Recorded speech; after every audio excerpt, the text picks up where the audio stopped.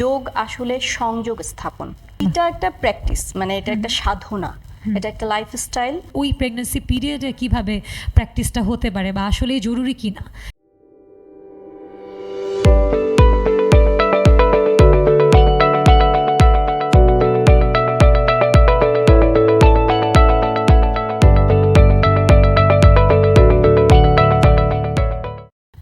আন্তরিক শুভেচ্ছা সবাইকে। আমি অনামিকা সরকার সঞ্চারী, একজন অকুপেশনাল থেরাপিস্ট, এবং ফেইথ বাংলাদেশের পক্ষ থেকে আপনাদের সবাইকে স্বাগত জানাচ্ছি আমাদের আজকের মানসিক স্বাস্থ্য বিষয়ক বিশেষ আয়োজন সুস্থ দেহ প্রশান্ত মন, সেই পথ চলায় মনের আলো। সুস্থ শরীরের শুরু হয় শান্ত মন থেকে, আর সেই পথ চলায় আজকে আমরা কথা বলবো যোগ বা যোগা নিয়ে। আজ আমাদের সঙ্গে অতিথি হিসেবে আছেন মারিয়াম জামিলা, একজন প্রফেশনাল যোগা ইনস্ট্রাক্টর। কেমন আছেন আপু? ভালো আছি আলহামদুলিল্লাহ, অনেক ভালো লাগছে আজকে এখানে আসতে পেরে। আপনাকে অসংখ্য ধন্যবাদ আমাদেরকে আপনার ব্যস্ত সময় থেকে সময় বের করে এখানে আসার জন্য। আমি একদম প্রথমেই একটা সহজ প্রশ্নে বা প্রথমেই যেটা সবার জানার থাকে বা অনেকেই হয়তো জানেন না যে যোগা বা যোগ এটা আসলে কি, আপনি যদি এটা দিয়ে একটু শুরু করতেন। এখন আসলে সবার কাছে খুবই কমন হয়ে গেছে যোগা শব্দটা, যদিও অনেকে আবার সম্পূর্ণরূপে এটা জানে না অথবা ভুল জানে। তো যেটা আমরা প্র্যাকটিস করি, আমরা যেটাকে ধারণ করি, সেটা বলছি যে যোগ আসলে সংযোগ স্থাপন। সংযোগ স্থাপনটা কার সাথে? আমার নিজের সাথে, আমার নিজের, মানে আমি আমার ভিতরে, শরীরের ভিতরে যে একটা আত্মা আছে, একটা সত্তা আছে ধারণ করি যেটাতে, সেই সত্তাটার সাথে আমার নিজেকে কিভাবে সংযোগ করব, সংযোগ স্থাপন করব, সেইটাকেই যোগ, মানে ইউনাইটেড করা আর কি। আমার বডি, আমার মাইন্ড, আমার স্পিরিট সবগুলোকে অ্যালাইন করা একসাথে। এইটা একটা প্র্যাকটিস, মানে এটা একটা সাধনা, এটা একটা লাইফস্টাইল। সুতরাং অল্প একটু সময় আমি ফিজিক্যাল পশ্চার করলাম, এটা যোগা ইনকমপ্লিট, মানে এটা একটা অংশ হবে কিন্তু পুরোটা হবে না। হ্যাঁ, মানে আসলে অনেকের মধ্যে এরকম একটা ধারণা এখনো পর্যন্ত আছে যে হ্যাঁ যোগা মানে হচ্ছে এক্সারসাইজ বা এতটুকুই আর কি, মানে যদি প্রাইমারি ধারণার কথা বলি। সো আপনি যেভাবে ক্লিয়ার করলেন, আসলে এই ক্লিয়ারেন্সটাই আমাদের দর্শকের জন্য বা আমাদের সবার জন্য দরকার। তো এরপরে যদি আমি একটু বেনিফিটসের দিকে আসি, যে এই যে যোগ বা যোগা বা এই যে সাধনাটা আমরা করছি, এটার আসলে বেনিফিটসগুলো কী? যোগা আমি বলবো কি যে আমার কাছে যেটা মনে হয়, আমি তো বেশ অনেকদিন ধরেই প্র্যাকটিস করছি। আমি যেভাবে ভাবি যোগাটাকে, যে এটা একটা মানে একটা ফুল একটা রেসিপি, হ্যাপি গুড পিসফুল লাইফের একটা রেসিপি। যেমন একটা ভালো একটা কারি তৈরি করতে হলে একটা রেসিপি লাগে, একটা মাটন কারি করার জন্য একটা ভালো রেসিপি লাগবে, সুস্বাদু হবে। ঠিক তেমনি আমার জীবনটাকে যদি আমি পিসফুল, মানে শান্তি প্রশান্তিময়, হাসি খুশি এবং একদম রিল্যাক্স করে ফেলতে চাই, তাহলে যোগা আমাকে প্র্যাকটিস করতেই হবে, এবং সেটা প্রতিদিন। এবং প্রতিদিন যদি আমি না করি, তাহলে আমি সেটার উপকারিতা পাবো না। আচ্ছা, তো সেক্ষেত্রে প্রতিদিন যেহেতু বললেন, অবশ্যই একটা টাইম লিমিটেশনস থাকবে, বা আমরা কখন কোন সময়টাতে যোগাটা করতে পারি বা কতক্ষণ আমরা যোগাটা করতে পারি, এরকম একটা ধারণা যদি আমাদেরকে দেন। এটা সব থেকে ভালো হয় যদি সকালবেলায় করতে পারেন, ঘুম থেকে উঠে। তখন আপনার বডি মাইন্ড একদম ফ্রেশ থাকবে, আর এমটি স্টমাকে থাকবেন, একদম খালি পেটে দিনটা শুরু করবেন ব্রিদিং এক্সারসাইজ দিয়ে, কিছু ক্রিয়া করে। তাহলে আপনার সকালটা যেমন একটা নান্দনিক হবে, একটা আনন্দের ছোঁয়া পাবে বডি মাইন্ড, ঠিক তেমনি আপনার সারাটা দিন খুব ফ্রেশ যাবে। তো এখন সরি একটু ইন্টারাপ্ট করছি, যারা ধরেন সকালবেলা ওই টাইমটা ম্যানেজ করতে পারছে না, তাদের ক্ষেত্রে আমরা কিভাবে এটাই করতে পারি, যে অন্য কোনো সময় আমরা এটা করতে পারি কিনা? ব্যস্ত জীবনে আসলে এটাই, আমরা সবাই ছুটছি, কিন্তু কোথায় যে ছুটে যাচ্ছি সেটা বুঝতে পারি না। মানে আমরা যে আমাদের প্রশান্তির জন্য কিছু একটা করব, সেই জিনিসটা সময় আসলে আমাদের হয়ে ওঠে না। এখন সবকিছুরই তো বিকল্প আছে। আমরা যদি সকালে সময় করতে না পারি, তাহলে আমরা বিকেলে করব। নিয়মটা হচ্ছে আসলে যেটা জরুরি, যেটা করতেই হবে, ম্যান্ডেটরি মাস্ট, সেটা হচ্ছে যে আপনাকে 24 ঘন্টার মধ্যে অন্তত একটা ঘন্টা নিজের জন্য রাখতে হবে। আচ্ছা, আমি 1 ঘন্টাও পারলাম না, 30 মিনিটসও পারলাম না, 20 মিনিটস আমাকে দিতেই হবে। মানে নিজের এইটুকু জন্য। যদি এইটুকু যদি আমি আমার নিজেকে না দিই, আমার নিজের শরীরের জন্য না দিই, মনের জন্য না দিই, তাহলে আমি সুস্থ থাকতে পারবো না। খুবই স্বাভাবিক। মানে আমি তো শুধু ঘুমটাই তো রেস্ট না আসলে, পুরো বডিটাকে একটা মাইন্ডফুলনেসের মধ্যে নিয়ে আসার জন্য কিন্তু আমাদের এই নিজেকেই সময় দেওয়াটা খুব দরকার। এখানে আরেকটা ব্যাপার আছে, যেটা হচ্ছে ইয়োগা তো অনেকে ইউটিউবে অনেক কিছু দেখছে, বা অনেক ধরনের, এখন তো অনেক ধরনের প্রোগ্রাম রান হয় আসলে, কিন্তু কারা এটা করাতে পারবে, বা অবশ্যই একটা নিয়মের মধ্যে কিন্তু ইয়োগাটা পড়ে। তো ওই ক্ষেত্রে আপনি কি বলবেন আসলে, যেটা কারা করাতে পারবে বা কিভাবে করতে হবে আসলে এরকম একটা? আমরা যারা আর কি খুব ব্যস্ত থাকি, মানে আমাদের ওয়ার্ক লাইফ ব্যালেন্সের জন্য যোগাটা যেরকম খুব করতেই হবে, ঠিক তেমনি আমরা হয়তো বা ভাবি যে একটু শর্টকাট দিয়ে দেই, ভিডিও একটা দেখলাম, দেখে হ্যাঁ শিখে হ্যাঁ ফেললাম। হ্যাঁ, এটা এক্স্যাক্টলি। আসলে করলে আমরা নিজেরই ক্ষতি করব। আচ্ছা, কারণ আসলে আমরা সব কিছুতে তো সবার এক্সপার্টাইজ হয় না।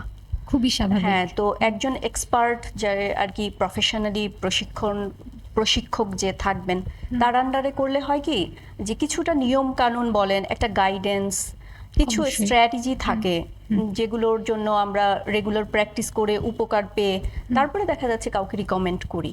আবার কার জন্য কোনটা ভালো হচ্ছে সেটাও একটু সায়েন্টিফিক ওয়েতে বোঝা যায়।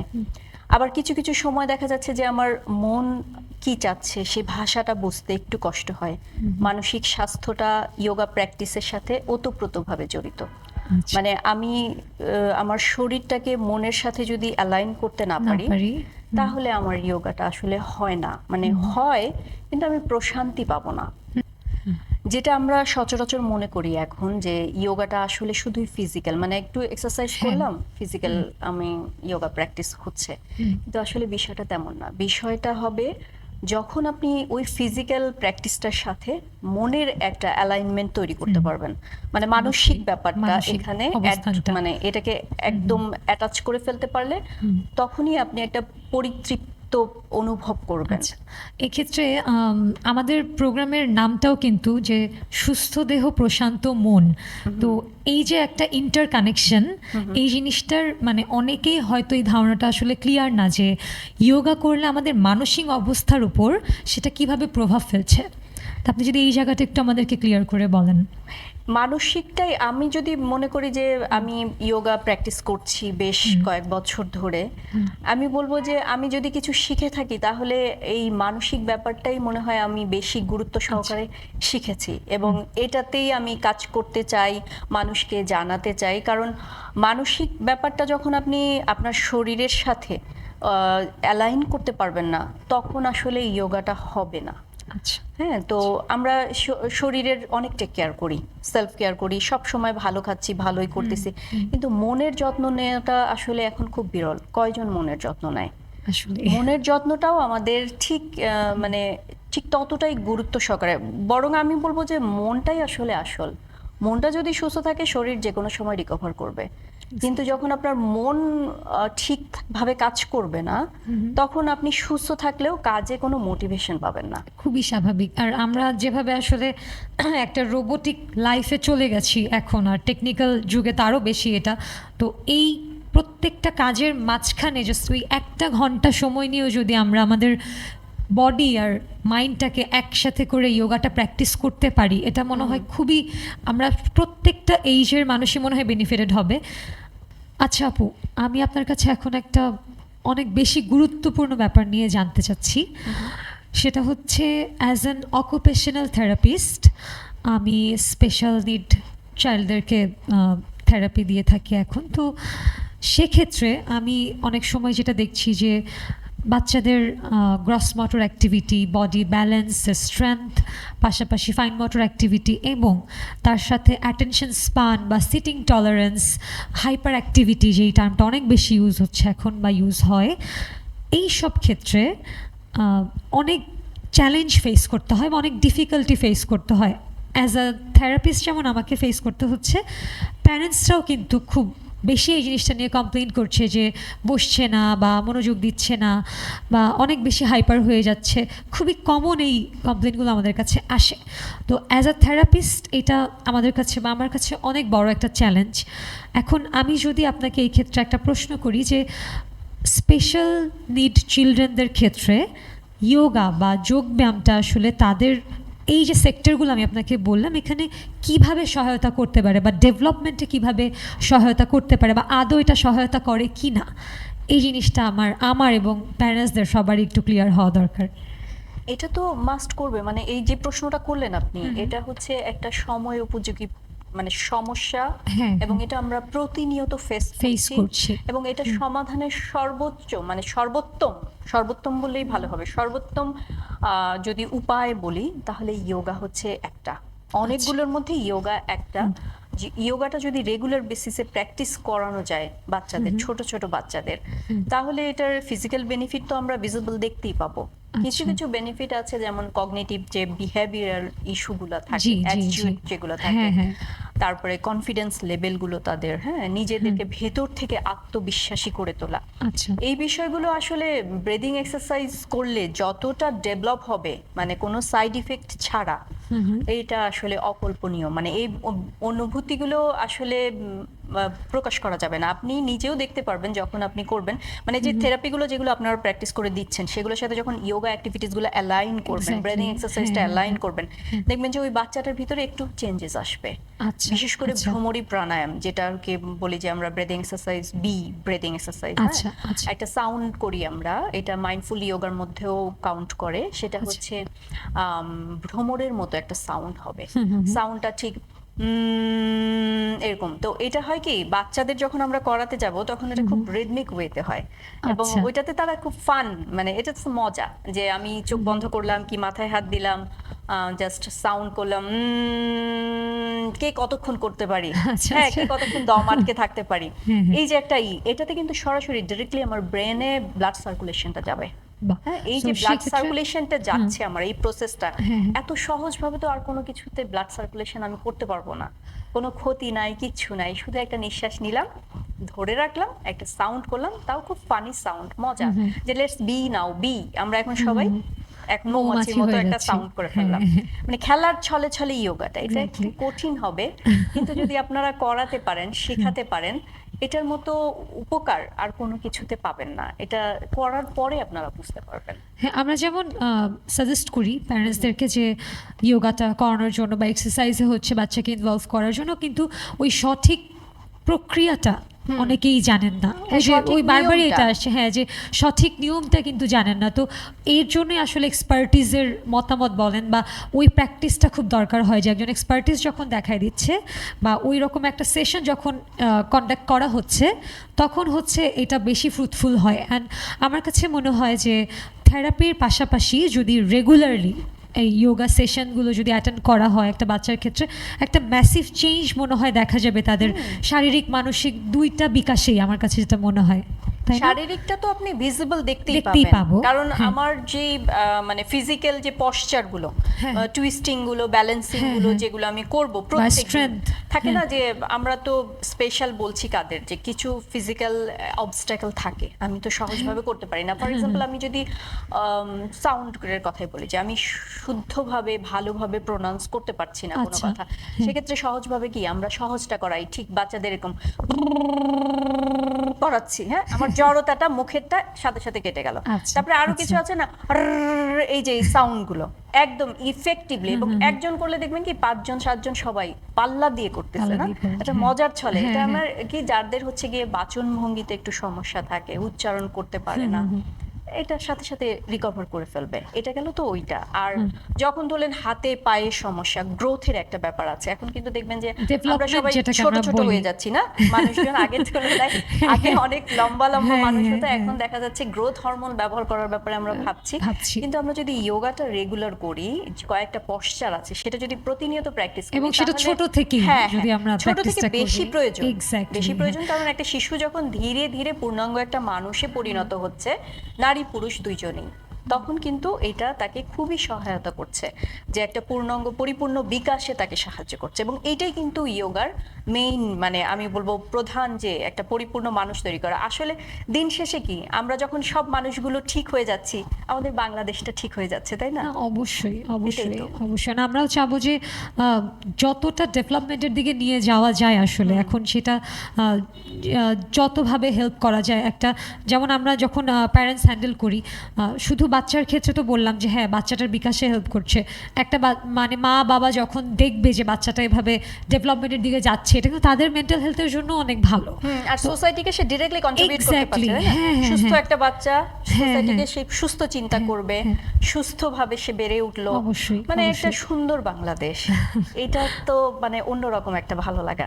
ইয়োগাটা আসলে মানে কোনো এর সাইড ইফেক্ট নেই, যে নেগেটিভ কোনো কিছু না, কিন্তু একটাই আমাদেরকে একটু বেশি ফোকাস করতে হবে, সেটা হচ্ছে যে আমাদেরকে সঠিক নিয়মে প্র্যাকটিস করতে হবে।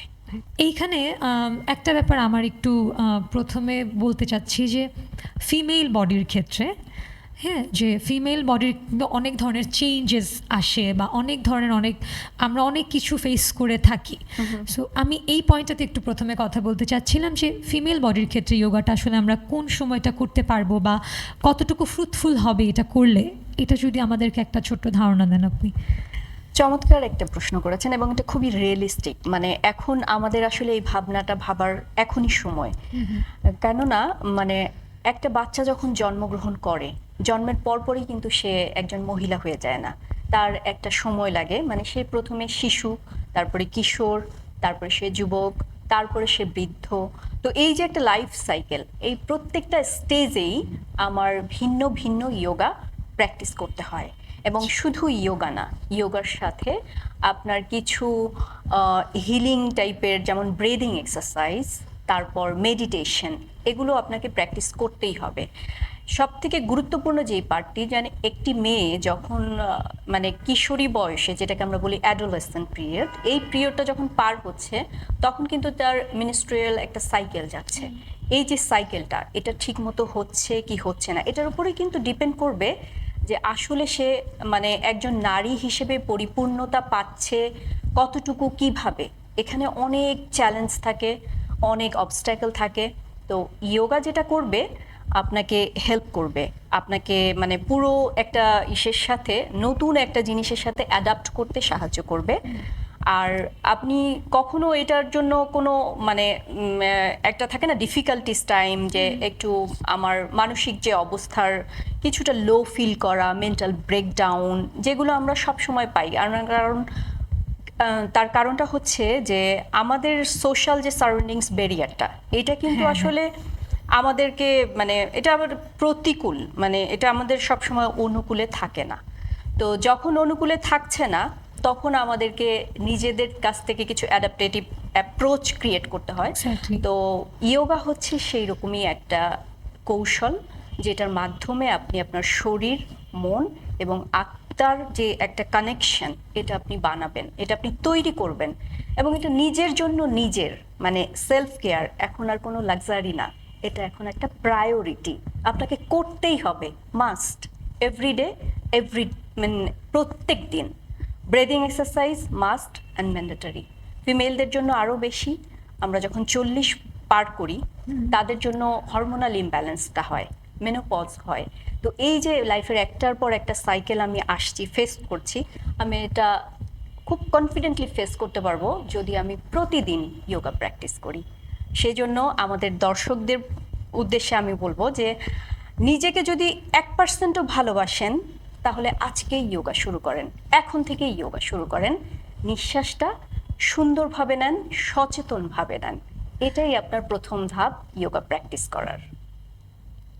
বাহ, খুবই খুবই চমৎকার একটা উত্তর। আমার আসলে আমিও যা জানতে চেয়েছি তার থেকে অনেক বেশি মনে হয় কভার করে ফেলেছেন, থ্যাঙ্কস। এখানে আরেকটা পার্ট যেটা আমার কাছে মনে হয় যে খুবই ইম্পর্ট্যান্ট, সেটা হলো প্রেগন্যান্সি পিরিয়ডে মানে একটা মহিলা যখন প্রেগনেন্সি পিরিয়ডে থাকে বা একটা মেয়ে যখন প্রেগনেন্সি পিরিয়ডে থাকে ওই সময়টা যোগাটা ইম্পর্ট্যান্ট কি না, বা আমরা করতে পারলেও সেটা আমরা কি করতে পারি বা কী ধরনের যোগা আমরা করতে পারি। কারণ অনেকেরই ধারণা থাকে যে হ্যাঁ প্রেগনেন্সির সময় আমি এখন মানে শুয়ে বসে আছি, ওরকম প্রোডাক্টিভ হচ্ছি না, কিন্তু এটাও কিন্তু আমি অ্যাজ আ থেরাপিস্ট মনে করি এটাও শরীরের জন্য খুব একটা ভালো না এভাবে পুরো সময়টা আর কি বাসায় থাকা বা শুয়ে বসে থাকা। সেক্ষেত্রে আপনি অ্যাজ আ এক্সপার্টিস কীভাবে সাজেশন দিতে পারেন এই জায়গাটাতে যে হ্যাঁ একটা প্রেগনেন্ট পিরিয়ড, ওই প্রেগনেন্সি পিরিয়ডে কীভাবে প্র্যাকটিসটা হতে পারে বা আসলেই জরুরি কি না, এটা যদি একটু ক্লিয়ার করতেন।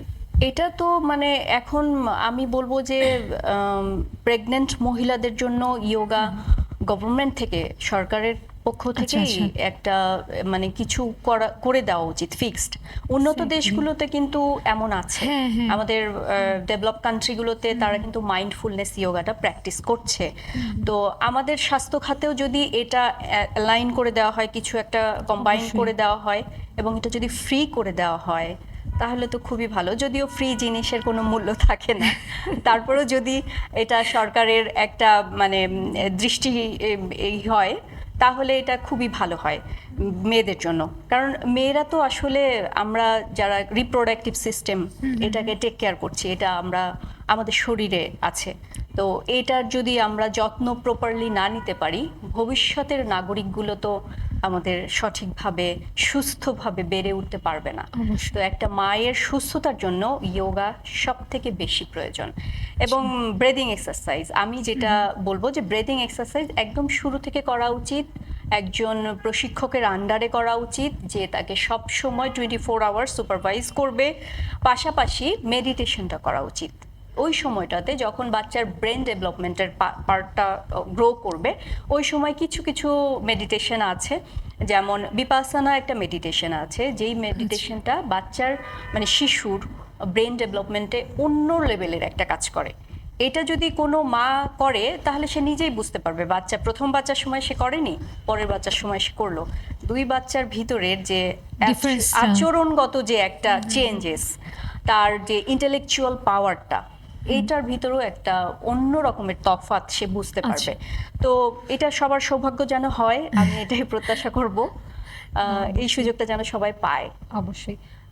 এখানে আমি একটা জিনিস একটু অ্যাড করতে চাই, সেটা হচ্ছে ব্রিদিং এক্সারসাইজ। আপনি যেই টার্মটা বললেন, আমরা আসলে খুব সহজেই মনে করি যে হ্যাঁ নিঃশ্বাস নিচ্ছি ছাড়ছি, হ্যাঁ এটাই একটা এক্সারসাইজ, এমনি তো আমরা সবসময় নর্মালি তো করছি, কিন্তু এটার কিন্তু একটা প্রক্রিয়া আছে। আমি যতটুকু জানি, আপনারা এক্সপার্ট, আপনারা ভালো বলতে পারবেন, যে আপনি যদি আমাকে জাস্ট 1 মিনিট একটু ছোট করে একটা শর্ট ব্রিফ দিতেন, আমাদের দর্শকদের জন্য খুব ভালো হতো যে ব্রিদিং এক্সারসাইজ আমরা কীভাবে করতে পারি, বা বাসায় যদি আমি করতে চাই কোনো একটা সিচুয়েশনে, তখন আমি কিভাবে এটা করতে পারি, যদি ছোট করে একটু আমাদেরকে দর্শকদেরকে দেখাতেন বা বলে দিতেন আর কি, খুব ভালো হতো। এটা কিন্তু খুব মানে একটা চমৎকার একটা আইডিয়া, যেটা এখন লাইভ আমি মানে শেয়ার করতে পারবো। মানে এটার মাধ্যমে আমার মনে হচ্ছে যে আমি দর্শকদের খুব কাছে মানে কানেক্ট করে ফেলতে পারবো দ্রুত। তো ব্রিদিং এক্সারসাইজ আসলে শ্বাস প্রশ্বাসের ব্যায়াম। যদি আরো সহজ করে বলি, এই যে নিঃশ্বাস নিচ্ছি আর ছাড়ছি, এটা একটু সচেতনভাবে নিব। কিভাবে নিব?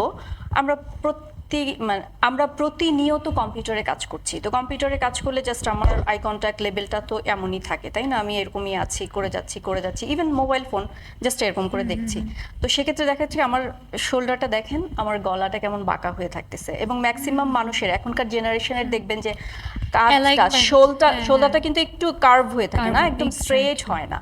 তো সেক্ষেত্রে আমি বলবো যে আপনি 1 ঘন্টা পর পর যদি একটু শোল্ডারের একটা এক্সারসাইজ করেন, অ্যালাইন করে নেন ব্রেদিংটা, ঠিক যেমন এরকম আমি নর্মালভাবে আছি এখন, স্পাইনটা একটু ইরেক্ট করলাম, শোল্ডার স্ট্রেট, জাস্ট আমি ইনহেল করতে করতে আপ করব। ইনহেল, আপ আপ আপ, একদম আপ করলাম। এক্সিল করতে করতে আস্তে আস্তে আমি এই চিনটাকে এখানে লাগাবো।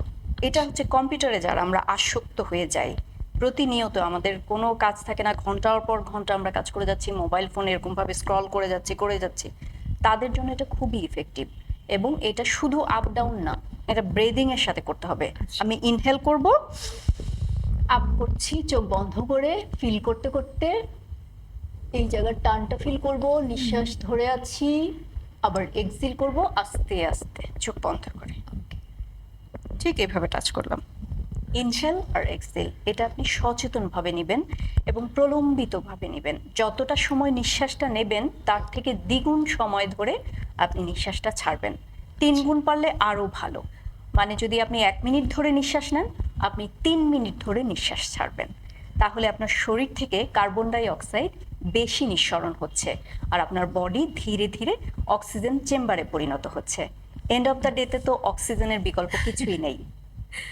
অবশ্যই এই যে এক্সারসাইজটা এটা আমরা যদি 1 ঘন্টা পর পর করি, আমরা কতটুকু সময় নিয়ে করতে পারি? এটা ম্যাক্সিমাম মানে এটা ধরতে পারেন যে কি বলে মানে 1 ঘন্টা পর পর যদি করেন, যেমন আমি কি বলে হাইড্রেশন ব্রেক খেলার মাধ্যমে সেটাকে আমরা কাজের ওয়ার্ক লাইফ ব্যালেন্সের সময় বলি যে একটু পানির বিরতি, সেরকম। তো পানি যখন আমি খাচ্ছি তখন আমি একটুখানি মুভমেন্টটা করালাম, এটা করলাম, এটা করলাম, পাশাপাশি আমি হচ্ছে গিয়ে একটু হাঁটাচলাও করে আসলাম একই সাথে। মানে এটা আরো একটু সহজভাবে যদি বলি যে আমি কম্পিউটার ডেস্কে বসে আছি, 1 ঘন্টা পর পর আমার চোখের একটু ব্রেক দিলাম, যে আই কন্ট্যাক্টটা আমি একটু চেঞ্জ করলাম, একটু আমি স্ট্রেচিং করলাম, একটু নিঃশ্বাস নিলাম, একটু আমি ওঠা বসা করলাম। 1 ঘন্টা পর আমি আবার এসে মনোযোগটা দিলাম। এটাতে হবে কি আমার প্রোডাক্টিভিটিটা আরো বাড়বে। হয়তোবা তাৎক্ষণিকভাবে আমার মনে হচ্ছে যে আমার মনোযোগটা একটু ব্যাঘাত ঘটছে, কিন্তু আপনি এন্ড অফ দ্য ডেতে দেখবেন যে আগের তুলনায় আপনি বেশি ক্লান্ত বোধ করবেন না, আপনার একটু ভালো লাগবে, আপনার একটু আরাম লাগবে এবং শরীরটার প্রতি আপনি একটু যত্নশীল হচ্ছেন। আসলে থেরাপি বা ধরেন যোগা, এই যে সাধনার যে ব্যাপারগুলো, এগুলোর কিন্তু মেইন একটা কনসার্ন কিন্তু প্র্যাকটিস, রাইট? মানে আমরা যদি রেগুলার প্র্যাকটিসের মধ্যে না থাকি বা অনুশীলনের মধ্যে না থাকি, তাহলে কিন্তু আমরা এটা চেঞ্জটা এত সহজে বুঝতে পারবো না আর কি। তো এইটা বোঝার জন্য হলেও কিন্তু যোগাটা বা আমরা যেটাকে বলছি যে হ্যাঁ একটা যোগ ব্যায়াম, এটা আমাদেরকে একটা রেগুলারিটি বা কনসিস্টেন্সি যদি আমি বলি, অবশ্যই সেটা হয়তো মেনটেন করতে হবে, আমি যদি ভুল না হয়ে থাকি। এটা তো মানে একদম ম্যান্ডেটরি, এটার কোনো বিকল্প নেই। মানে আপনি তো কোনো জিনিস খাপছাড়া ভাবে করলে কোনো উপকারিতা পাবেন না, কোনো রেজাল্টটা আসবে না, আউটকামটা আসবে না। আপনি দেখেন এটা তো মানে সুস্থতার জন্য আপনাকে কমপক্ষে 3 থেকে 6 মাস রেগুলার করে যেতে হবে। তাছাড়া একটা বীজ বপন করলেও গাছটাকে যদি আপনি প্রতিদিন পানি না দেন, একদিন পর পর অথবা 1 মাসে 2 বার পানি দিলেন, তারপর মাসে আবার 2 বার দিলেন, গাছটা কি আসলে কোনোভাবেই হবে না। তো এইটা মানে এটা একটা কি বলবো, এটা ছাড়া হবে না যোগা। কনসিস্টেন্সি ছাড়া আপনি কোনো উপকার পাবেন না, আপনার যোগা প্র্যাকটিসও হবে না, আপনি কোনো বেনিফিটও পাবেন না, আপনি ওটাকে ধারণ করতে পারবেন না।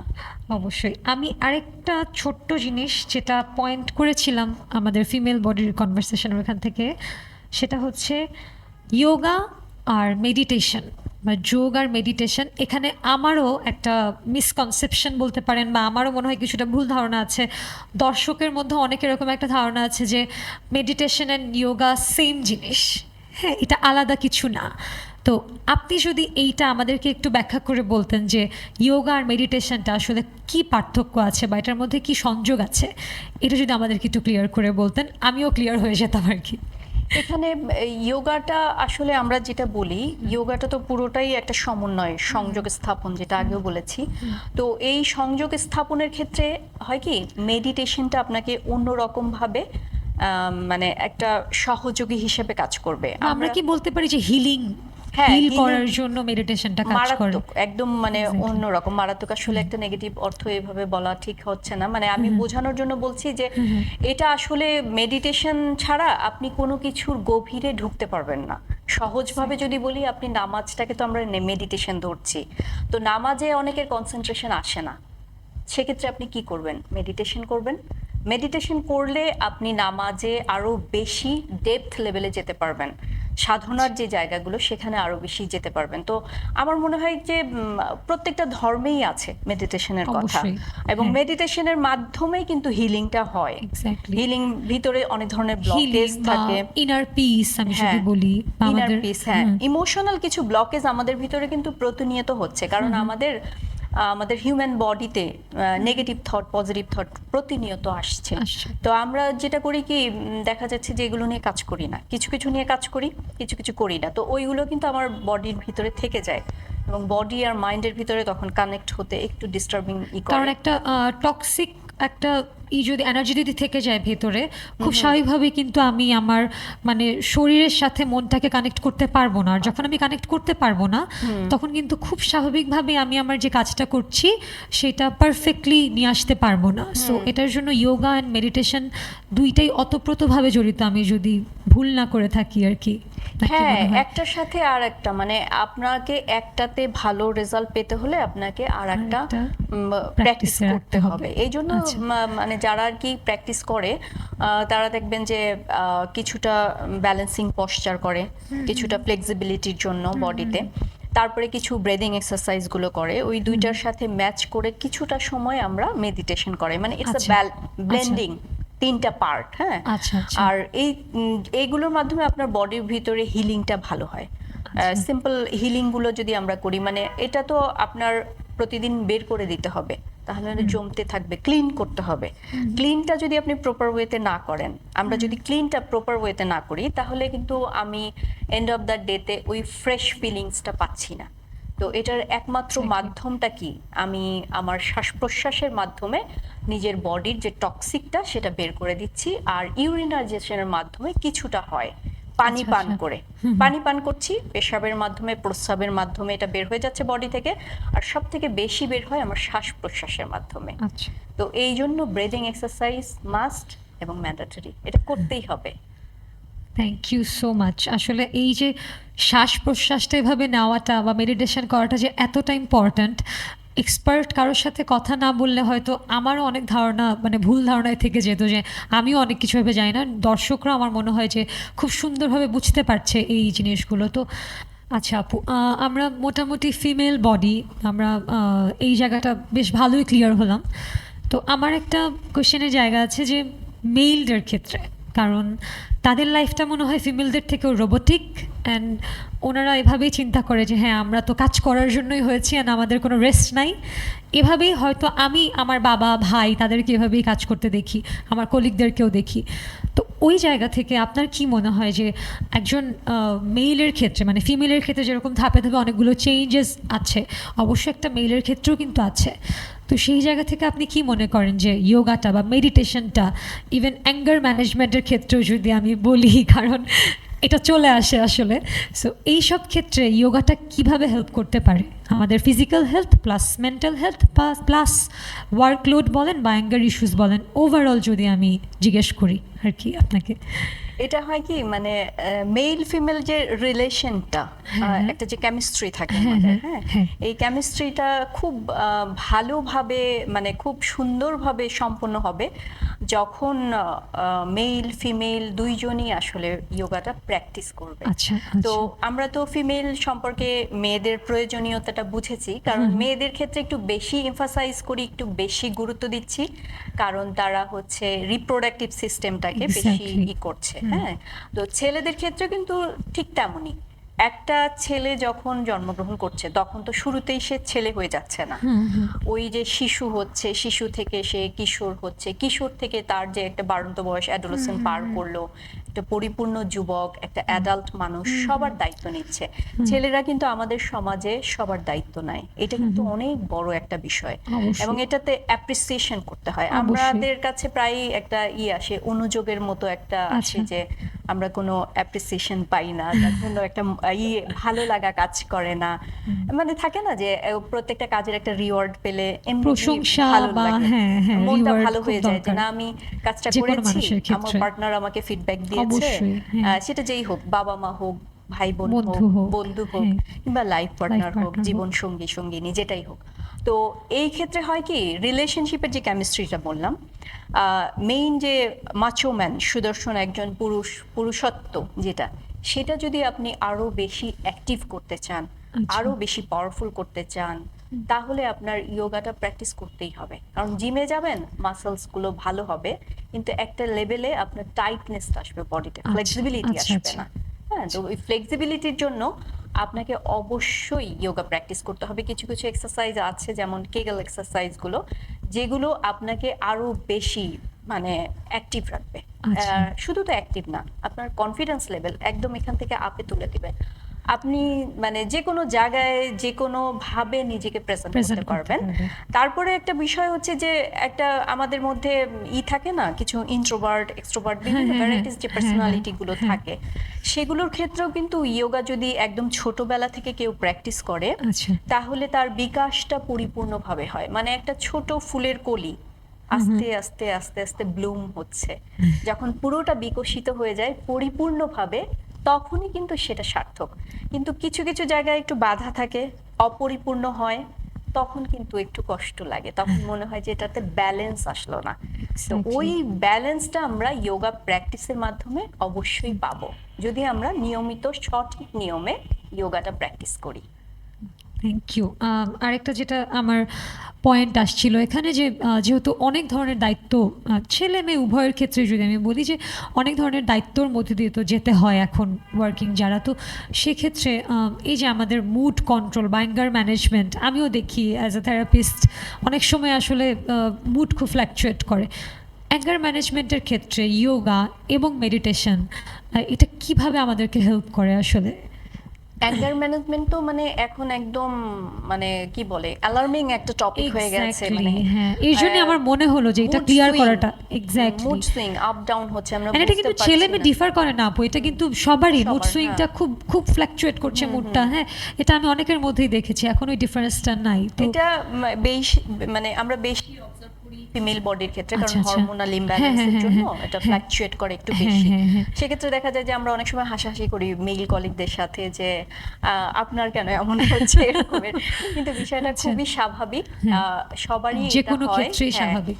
এটা আমি যদি নিজেকে এটা কন্ট্রোল করতে চাই তাহলে ওই যে আমার যে টার্মটা আমাদের অনুষ্ঠানের ডিশের সাথে মিলে যাচ্ছে, প্রশান্ত মন, আমার মনের একটু যত্ন নিতে হবে।